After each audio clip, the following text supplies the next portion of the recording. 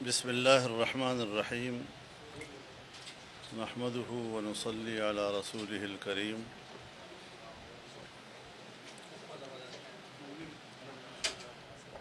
پاک چائنا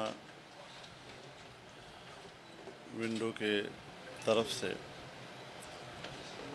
مجھے دعوت دی گئی. میں اس ادارے کے سربراہ کا شکر گزار ہوں کہ انہوں نے مجھے اس اعزاز سے نوازا. اس میں کوئی شک نہیں ہے کہ سی پیک یہ پاکستان کی ترقی کا راستہ ہے. یہ پاکستان کی ترقی کی شاہراہ ہے اور ظاہر ہے کہ سوویت یونین کے ٹوٹ جانے کے بعد عالمی سیاست میں جو تغیرات آئے سیاسی حوالے سے بھی اور اقتصادی حوالے سے بھی، اس میں چائنا نے پہل کی. سن 1995 میں جب میں فارن افیئر کمیٹی کا چیئرمین تھا تو چائنا نے پوری فارن کمیٹی کو بلایا، دعوت دی اور چین کے نئے اقتصادی ویژن سے انہوں نے ہمیں آگاہ کیا.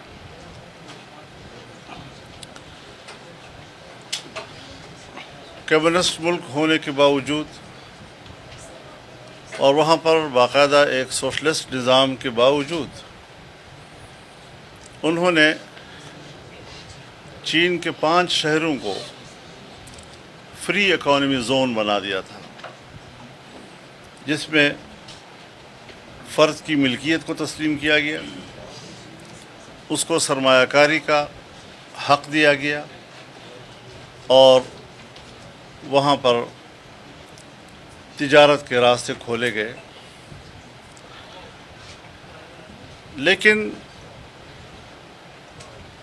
ان کا جو ویژن تھا وہ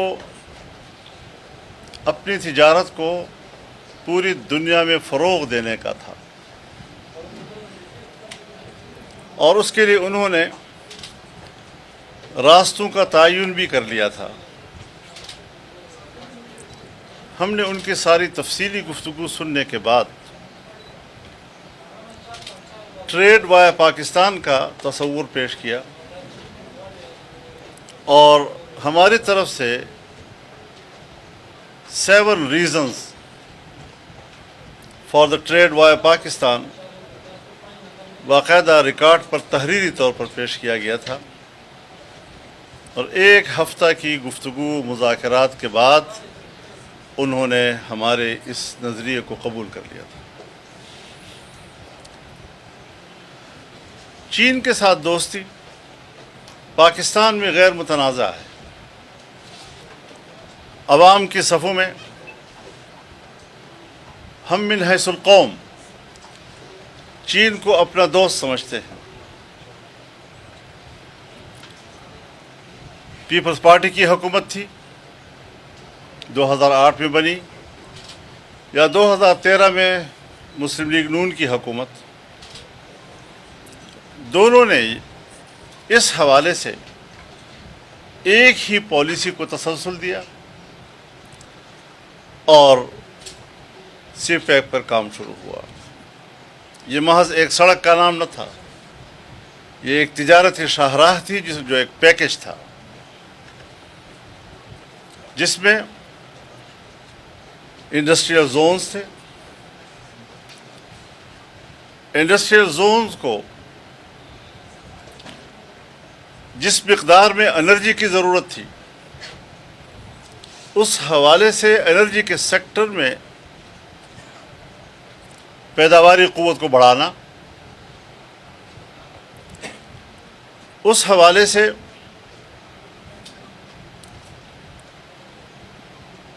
گیس پاکستان کو مہیا کرنا تاکہ انڈسٹری جو ہے وہ چل سکے.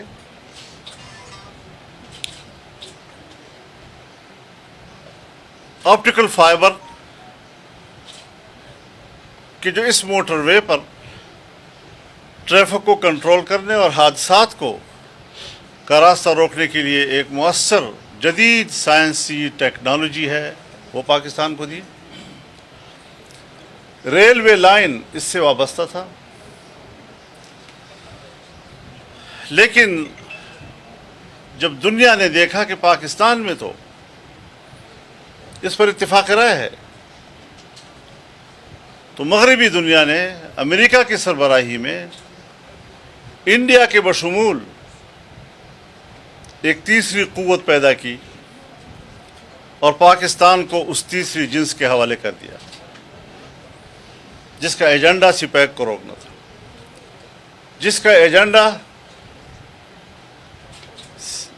پاکستان کے راستے سے اتنے بڑے تجارتی راستے کو روکنا تھا،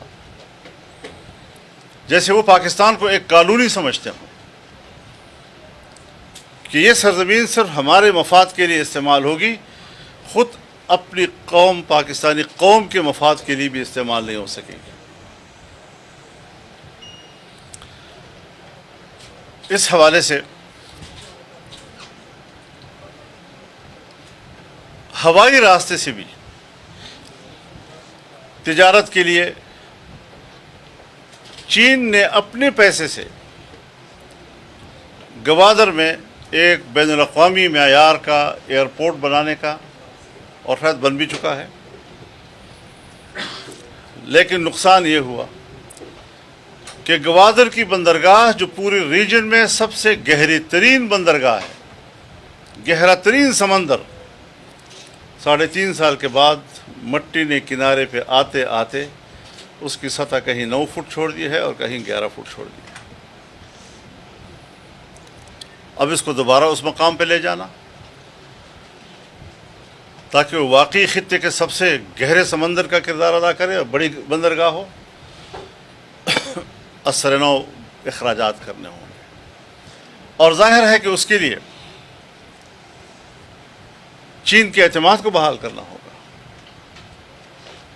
چین نے پاکستان میں بے شمار شعبوں میں سرمایہ کاری کی میں دلچسپی ظاہر کی ہے، اور اس میں ایگریکلچر کو وہ پرائرٹی دے رہا ہے، لیکن اس کو اعتماد تو چاہیے کہ پیسہ تو نہ ڈوبے اس کا۔ اسی حکومت میں جس طرح آپ نے رشکئی اکنامک زون کا ذکر کیا، اسی طریقے سے اب ڈیرہ اسماعیل خان میں بھی اور بنو میں بھی انڈسٹریل زون بنیں گے۔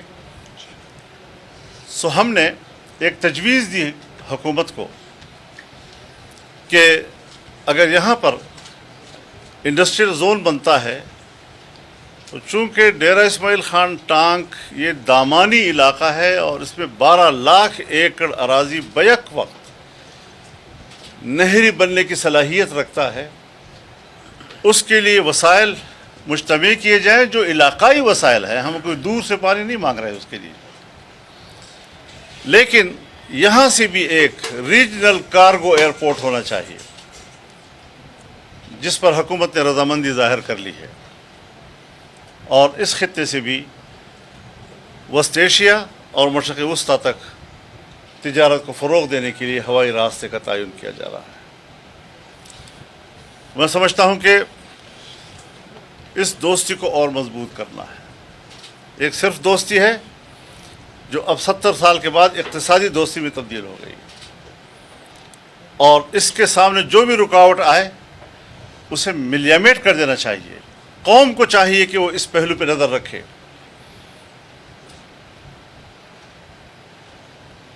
تجارت کی 3 سطح ہوتی ہیں۔ ایک تجارت ہوتی ہے پبلک ٹو پبلک، دکاندار ہے محلے میں بیچ رہا ہے، چھوٹی موٹی چیزیں ہیں، زمین کوئی بیچ رہا ہے، کوئی دکان بیچ رہا ہے، کوئی خرید رہا ہے۔ ایک ہوتا ہے پبلک اور اسٹیٹ کے درمیان، جب آپ کوئی چھوٹی سی انڈسٹری لگا رہے ہوں، آپ لون لے لیتے ہیں بینک سے، وہ آپ کو سپورٹ کر رہا ہوتا ہے، گورنمنٹ آپ کو سپورٹ کر رہی ہوتی ہے، اور ایک میگا لیول پر جب بین الاقوامی سرمایہ کاری آپ کے ملک میں آتی ہے اور اسٹیٹ ٹو اسٹیٹ ٹریڈ ہوتی ہے اور ڈیولپمنٹل کام ہوتے ہیں. پہلی مرتبہ ہم نے دیکھا کہ باقاعدہ سرکاری طور پر پالیسی اعلان کی گئی کہ پاکستان میگا پروجیکٹس کا متحمل نہیں ہے. سارے منصوبے فریز کر دیے گئے اور کہا کہ ہم میکرو لیول پر تجارت کو فروغ دیں گے، یعنی انڈے اور کٹے کی تجارت. مذاق کیا گیا ملک کے ساتھ. 25 کروڑ عوام کی آبادی کا ملک، ایک بڑے رقبے پر آباد ملک، اور اس کو دنیا سے کاٹنے کی کوشش کی گئی، چائنا سے کاٹنے کی کوشش کی گئی. تو ظاہر ہے کہ پھر ملک میں تبدیلی لانا ضروری تھا. اور ہماری جو جدوجہد تھی وہ ملک کی مفاد قدم قدم پہ ثابت کر رہی ہے کہ اسی کے لیے تھی. ہم نے وہ عزائم سمجھ لیے تھے کہ کس مقصد کے لیے 2018 میں ایک نئی جنس پیدا کی گئی اور دھاندلی کے ذریعے ملک پہ مسلط کی گئی. ہمارے بہت سے سیاسی دوست کبھی نرمی کبھی مصلحت سے کام لیتے رہے، لیکن ہم مصلحتوں سے بالا تر ہو گئے اور تحریک کو دوام دیا، اور وہ تحریک تمام سیاسی قوتوں کو ایک پلیٹ فارم پر متحد رکھنے کا باعث بنا، اور بالآخر اس سے نتائج بھی حاصل کیے. لیکن یہ کچھ ہوتی ہیں حکومتی کمزوریاں، لیکن حکومتی کمزوریاں جب اسٹیٹ کو کمزور کر دیں تو پھر وہ کمزور اسٹیٹ کل اگر آپ کے پاس تھا تو وہی کمزور اسٹیٹ آج میرے پاس ہوگا، اور پھر وہی کمزور اسٹیٹ اگلے کو منتقل ہوگا. کمزور اسٹیٹ کو دوبارہ طاقتور بنانا، بین الاقوامی دنیا کے ساتھ مفادات کا اشتراک، اس کے لیے ان کا اعتماد، یہ کوئی معمولی مسئلہ نہیں ہے کہ آپ کہتے ہیں کہ 1 سال کے اندر اندر. فرق یہ ہوتا ہے کہ کبھی آپ جی ڈی پی رکھتے ہیں 6.5% پہ، اور اگلی حکومت آتی ہے وہ 0 پہ لے آتی ہے. اتنا بڑا تفاوت پاکستان کی تاریخ میں کسی نے نہیں دیکھا ہوگا. تو ظاہر ہے اب سیاست کو اٹھانے میں دقتیں آ رہی ہیں. سیاسی ہلچل، سیاسی عدم استحکام، یہ بذات خود معاشی عدم استحکام کا سبب بھی بنتا ہے. لیکن الحمدللہ جب تیسرے مرحلے میں دنیا داخل ہو رہی تھی کہ اب دفاعی نظام کو سبوتاش کیا جائے، اس مرحلے کو بھی ہم نے بچایا ہے، اور اللہ کے فضل و کرم سے انشاءاللہ العزیز معاشی طور پر بھی ملک کو مستحکم کیا جائے گا، اور اس ملک کو ترقی دی جائے گی، اس کو ترقی کے راہوں پر گامزن کیا جائے گا. میں بہت خوش ہوا کہ پشاور میں ایک ایسا مرکز کہ جو پاک چائنا کے تعلقات اور دوستی کا عنوان بن گیا ہے، اس کو آگے بڑھنا چاہیے، اس میں ان کا کردار ہونا چاہیے.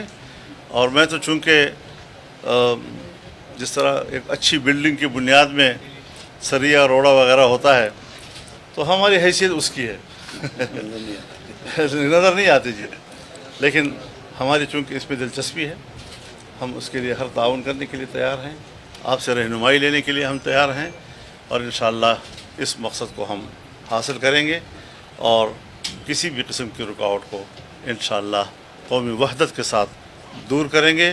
پبلک کو بھی یہ ساری باتیں سمجھنے کی کوشش کرنی چاہیے کہ ملک کو کمزور کرنا، ایسی قوتوں کو ہم نے فارغ کرنا ہے، ملک کو طاقتور بنانا، ایسی قوتوں کو ہم نے آگے لانا ہے. اللہ تعالی ہماری مدد فرمائے، پاکستان کی حفاظت فرمائے، اور اسے ترقی سے سرفراز فرمائے. وآخر دعوانا الحمدللہ. چائنا کے اعتماد کو بحال کرنا ہے، دنیا کے ساتھ تعلقات ایک بار پھر جو خراب ہو گئے 0 پہ لے کے آ گئے، تو اس کو بحال کرنا ہے، لیکن وہ 1 سال میں نہیں ہو سکتا. تو اس کا مطلب یہ ہے کہ الیکشن کا تصور نہیں ہے کہ مزید الیکشن ٹائم چاہیے؟ دیکھیے الیکشن کوئی رکاوٹ نہیں بنتی اس چیز میں. اگر ہم قومی طور پر متحد ہیں تو پیپلز پارٹی کی حکومت تھی، اسی منصوبے پہ کام ہوا. مسلم لیگ کی حکومت آئی، اسی منصوبے پہ کام ہوا. تو اس کو سمجھنا چاہیے کہ باہر کا ایجنڈا کون لے کر آیا، اس کو پبلک کو سمجھنا چاہیے کس نے پھر اس کو روکا ہے. مولانا صاحب، آپ نے بات کی ہے کہ چائنا جو ہے زراعت میں انویسٹمنٹ کر رہی ہے لیکن وہ گارنٹی مانگ رہی ہے. کس قسم کی گارنٹی سر وہ مانگ رہی ہے؟ اس میں گارنٹی کا مطلب یہ نہیں ہوتا کہ کوئی آپ ضمانت لکھوائیں گے یا انگوٹھے لگوائیں گے. مثال کے طور پر جس طرح یہاں پاکستان میں کبھی ایک بھونچال آ جاتا ہے اور ایک تاثر پیدا ہو جاتا ہے کہ شاید وہی قوت دوبارہ نہ آ جائے، وہ صادق اور امین کہیں دوبارہ واپس نہ آ جائیں، تو وہ ہاتھ روک لیتے ہیں. پھر جب حالات بنتے ہیں کہ بھئی وہ چور اچکے جو ہیں وہ اقتدار میں آئیں گے تو پھر ان کے لیے دینے کو تیار ہو جاتے ہیں. یہ فرق ذرا سمجھنا چاہیے کہ صادق اور امین کون ہے اور چور کون ہے. اس کو جو الٹی گنگا پاکستان میں بہائی جا رہی ہے، اس پر دنیا کی نظر ہے اور اس کو ہمیں ٹھیک کرنا ہے تاکہ پاکستان کا اعتماد دنیا میں بحال ہو اور وہ پاکستان میں انویسٹمنٹ کے لیے تیار ہو جائیں. مولانا صاحب، یہ آج پیٹرول کی جو نئی کھیپ آئی ہے اور روس سے ٹریڈ شروع ہو گئی ہے، یہ کریڈٹ کس کو جاتا ہے، سابق حکومت کو یا موجودہ حکومت؟ میرے خیال میں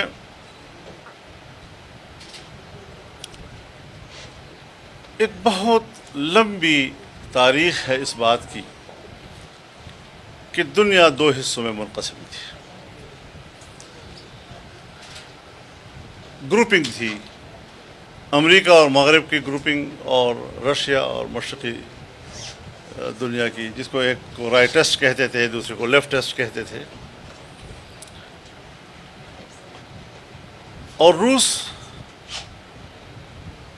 مذہب اور اسلامی دنیا کو اپنا دشمن تصور کرتا تھا. افغانستان کی جنگ بھی اسی نظریاتی کشمکش کا ایک تسلسل تھا. جمعیت علماء اسلام نے خارجہ پالیسی کے حوالے سے جو نظریہ دیا ہے ہمیشہ، وہ خطے کے ممالک کے ساتھ قریبی تعلقات کا، مشترکہ مفادات کا، اور ہمارے اس فلسفے کو بالآخر رشیا نے آج تسلیم کر لیا ہے کہ وہ آج اسلامی دنیا کے ساتھ بہتر تعلقات کی بات کر رہا ہے. تو میرے خیال میں یہ ایک بہتر پیش رفت ہے اور ایک پیغام ضرور کیا ہے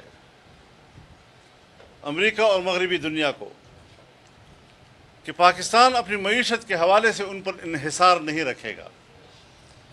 وہ اپنے نئے دوست بھی پیدا کرے گا اور پاکستان کی خارجہ پالیسی کا محور پاکستان کا مفاد ہوگا. انشاءاللہ. بہت شکریہ آپ کا. جی.